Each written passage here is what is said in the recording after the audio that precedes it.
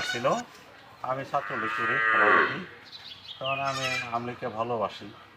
22-5 শতাংশ জমি ক্লিনিকের জন্য দিচ্ছি। এখন আর যে পর্যন্ত সীমানা পাচ্ছে, তাই না? এখন বাজার হইতেছে, আমার দরকার বাজার। এক সাইড হয়েছে, এক সাইড আমি দিয়ে দেবো 5 শতাংশ, বুঝছেন?